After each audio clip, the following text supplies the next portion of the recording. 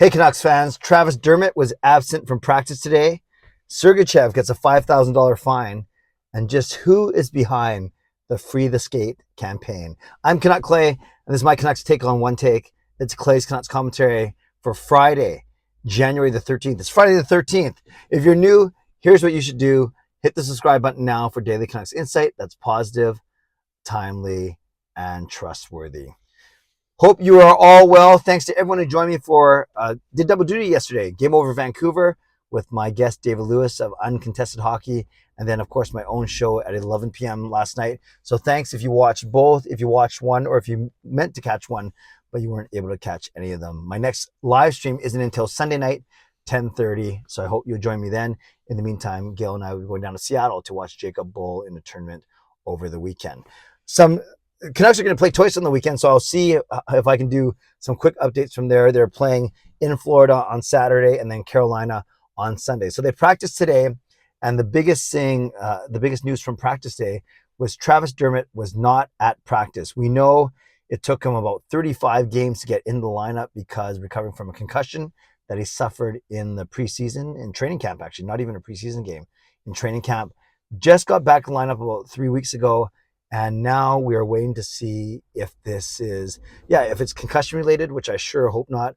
Then it looked like he might have got skated over yesterday and maybe he had a cut in his leg. But then I thought maybe it looked like he also almost blocked a shot with his hand too. So it could be his head, it could be his leg, it could be his hand or wrist. We're not sure.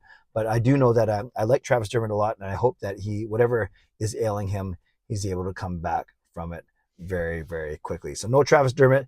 That means it's going to be back to one of Stillman or Burrows in the lineup. And as much as I've been, Stillman's say not my favorite player. As much as I prefer Kyle Burrows, I thought Riley Stillman wasn't an issue last night. He actually played quite well in his limited, 17 minutes of ice time. Not bad. Second storyline from yesterday was Conor Garland getting punched in the head by Mikhail Sergachev. The Canucks were already on the power play, so maybe the refs didn't want to give Sergachev a penalty, which is kind of a dumb reason. I would love a penalty as a Canucks fan. But Sergachev gets a free shot on Conor Garland, does not get a penalty last night, but gets a $5,000 fine today, the maximum allowed by the CBA. So Sergachev fined $5,000, and apparently, according to Ian McIntyre, Sergachev went to go see Conor Garland after the game yesterday.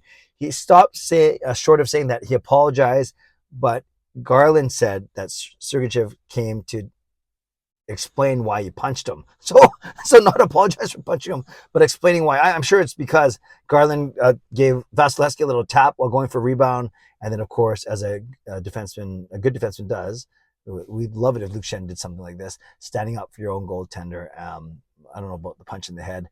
And then Garland almost laughed off, saying, well, I've been known to be a bit of a rat sometimes. So no harm, no foul, I guess. Well, no, there's a bit of harm. I wanted the Canucks to go on a power play there or a two-man advantage. But Sergachev gets his $5,000 fine, and then we all move on from here. OEL was a healthy scratch yesterday, so that was another storyline. A lot of storylines from last night. OEL was a healthy scratch, but I expect him to be back in the lineup, especially with Dermott's injury. I expect him to be back in the lineup on starting this weekend. And the other story I want to talk about really quickly is Tanner Pearson. We kind of tracked it, 8 o'clock, announcement that he was going to miss the rest of the season. And then Quinn Hughes saying in his post-game yesterday that he didn't think the Canucks handled it properly. Kind of a nice play on words, handled it properly because of his injured hand. Now we've come to learn that he's had at least 3 surgeries since the injury in November.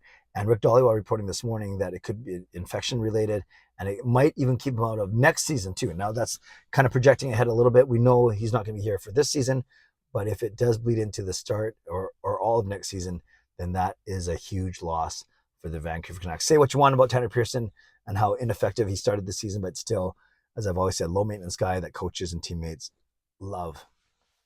Last thing I want to talk about. So yeah, it was 4 storylines that came from the Canucks in terms of their players: Pearson, OEL, Dermott, and Garland. So it was a very eventful day for the Canucks yesterday. Today, well, I guess it started last night. I was poking around Twitter a little bit, and I went down a rabbit hole like I usually do, a lot of people do on the internet, this whole free the skate thing for the Vancouver Canucks. And we've seen the hashtag free the skate. We know it's been the flying skate jersey has been a favorite of Canucks fans. We know they brought it back for the 50th anniversary. That's where I got my favorite jersey, my Quinn Hughes jersey. Then we know they brought him back for a few games last year. And it was so fascinating on Twitter reading, not conspiracy stories, but people doing their detective work as to why is the free the skate becoming so prominent now over the past couple days. And there's a guy named Trent Leith who did an awesome thread back in October, and he picked up on it a couple days ago. Then Lachlan Irvine, Rob Williams, Rob the hockey guy. And I won't explain it all here, but in essence, all you got to do is look up the hashtag free the skate. But what really brought it to light was this apparent leak. And I never trust leaks, but an apparent leak of what could be a future Canucks jersey, whether it's a permanent jersey or a third jersey or a special collector's item, who knows? And it's the Flying Black Skate, which is my favorite jersey, with a few tweaks. And I'm going to go against the flow here because I think I'm in the minority, but I really like it. I really like it. The biggest changes to me, to everyone, there's no white now in the crest, on the leak that is. There's no white. So then it's red and orange with the speed lines and the skate. And then instead of the white fill, it's black. So it's black on black technically. Then the striping, there's no white stripe. It's red and yellow. And then even in the striping, you see a bit of a design there. There's a mountain on the inside collar, mountain range. And then there's no colored collar anymore. It's straight black. So again, this is a leak. But if this ultimately becomes something that the Canucks explore for the future, I like it. I really do. And again, I might be the minority, but I think it looks sharp. I think the true test will be once the players see it and what they think about when they're wearing it, and then what it's going to look like on them on the ice. That's going to be the telling tale whenever that's going to be. If it's going to be. The team hasn't said anything. And some people are saying it's the team kind of using some guerrilla marketing strategy, kind of like what we've seen with that crazy Smile movie or that horror movie Megan, where you try and do different things and create word of mouth on social media. It's working if that's the case, because I've seen a lot of people talking about it, kind of hypothesizing about it. It got me. I spent an hour yesterday reading tweets and following up on stories and things like that. Because if it's not the team, whoever it is, they're doing a really good job, and I want them on my YouTube show. That's really the bottom line. And there's apparently billboards that went up today. I tweeted a picture that someone sent to me, free the skate. So there's billboards up. We saw the sign of the kids holding it in Pittsburgh.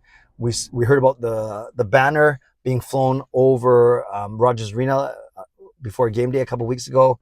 And then a couple other things as well. I won't explain it all here, but just look up hashtag free the skate on Twitter and tell me what you think. So kind of interesting. Not freaky, not scary, but maybe appropriate for Friday the 13th, where something mysterious is happening. But I'll kind of keep tabs on it for the next little while, and we'll kind of just see where it goes. And then I put a little silly, there's a free the skate billboard, and there's my Pepsi billboard. I still think mine's a little bit better, but I like both of them. So would love your comments on anything I just talked about. Garland getting punched by Sergachev in the fine. Dermott getting injured, potentially not playing anymore. Not at practice. Pearson being shut down for the season, maybe longer. OEL scratch.